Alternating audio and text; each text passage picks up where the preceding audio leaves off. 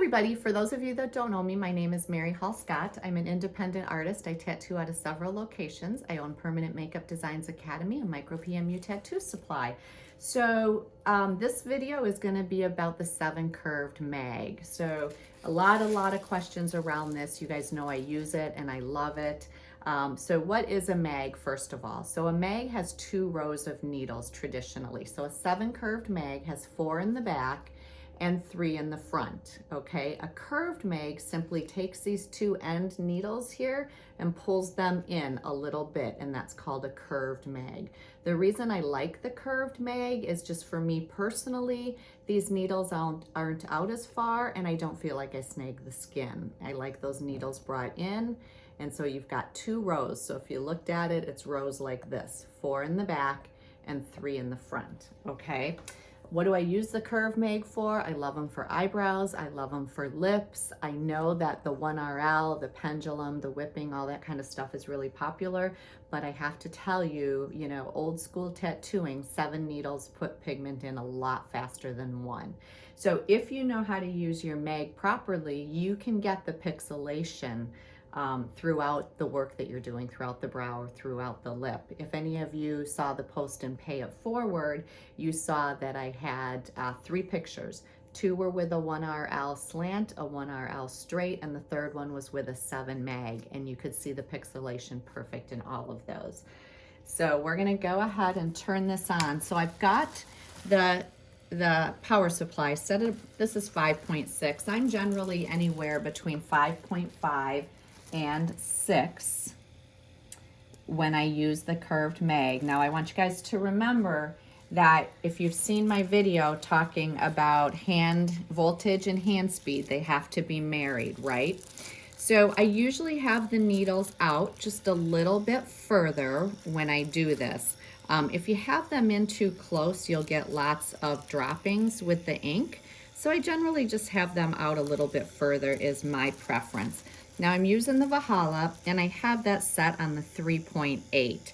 So if you think about it, you guys, if you've got a bigger needle configuration in here, you want a little bit more power to drive that configuration. So the Rook, if you own the Rook, the 3.5 cam is very effective with the mag. It's probably my favorite cartridge to put in the Rook is the 3.5 mag.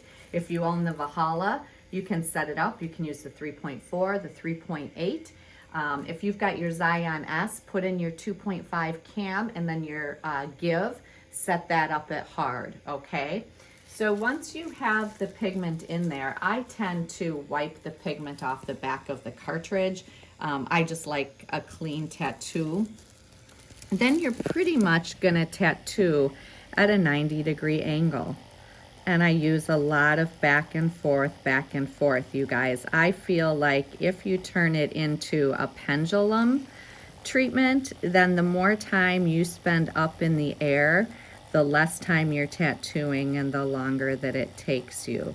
So you can see those really fine pixels.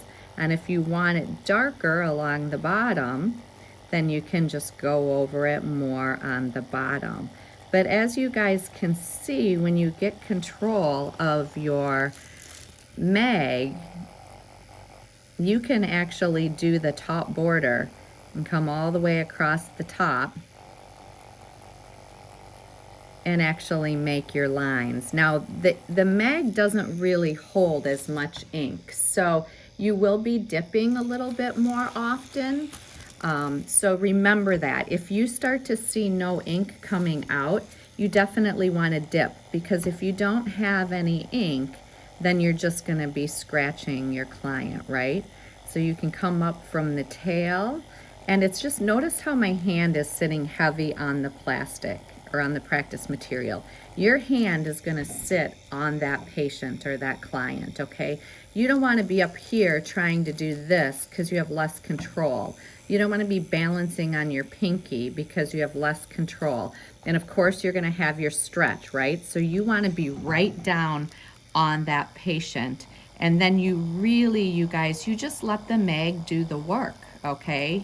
You just simply move kind of in a wrist movement back and forth, and you can see those pixels, okay? Now, one thing that you can do is you can, if you've gone from the bulb to the tail, then you can also hold your stretch and you can pixel across this way. Because remember, the skin isn't flat, right? It's kind of like an orange. And you can kind of go towards the tail. So this is gonna pixel different parts of the skin. Now you may wanna stay away from the front because you want this really light and airy. And see how light and airy you can make that with a mag? The other thing that I like to do with the mag, you guys, is literally use it like a rake.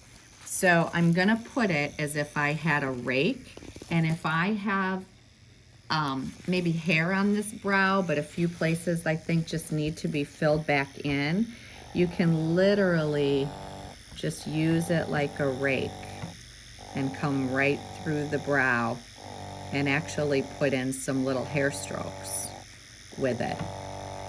So it's really, really super versatile. So remember, you can go from bulb to tail, okay? Or you can go from top to bottom, or you can use it like a rake. So let's see what we have here when we wipe this off.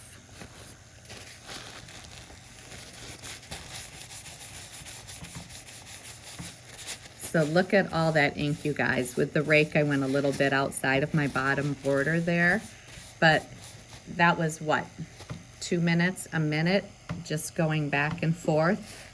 And look at all that ink that is deposited. So it depends on how much I want to take off of the practice skin here. But you can see, so that, let's just call that, you know, 3 passes. We went this way, we went this way, and you can see the tiny little appearance of hair strokes when we did the raking. So that's it, you guys. That is how you use the Magnum. It's really that simple. Just have it in your hand. Oh, the one other thing is I like to use it like this. So I like to be able to see my needles. Some people do tattoo with it like this, and then they use that as their border. I like to see my needles, so I like to do it like this to create my borders. But either way, whatever works for you guys, it's just an amazing, and you're gonna get that pixelation as long as you are letting the machine do the work, okay? Let me show you one more thing. If you're really heavy-handed and you're using too much pressure, you can almost hear the difference, okay? You're not letting those needles come in and out of the skin. And what you're doing is you're actually scratching that skin as you take that needle back and forth across there, versus if you just let that needle do its job. No pressure, just let it go in and out of the skin and let it create the pixels, okay? Let's take the ink off of this one here. I just wanna show you what happens. I see a lot of your pictures, you guys, and in the end, the skin is red, okay? And then it's like, oh, is this gonna stay? Is this gonna stay? Well, I know how to use the mag, so this one actually looks pretty good. But look at the difference in the ink I deposited. This one was with pressure, and this one was without pressure. If you use too much pressure and you go across the skin and you don't let those needles go in and out and you drag them on the skin, that's when you're gonna get bleeding and lymph, and you're gonna see that redness behind, and you don't get as good of retention. So see how this could be the bottom and this could be the bulb or the top of the brow? The mags, you guys, are just absolutely amazing. So that's a 7 curved mag. We have it available on the Micro PMU Tattoo Supply site. And of course, you guys know that you can always contact me with any questions. So thanks, Winter. Can I show them you real quick? Can you say hi? Hi. That's my granddaughter, you guys. So thanks so much. Hope you enjoyed the video. Bye.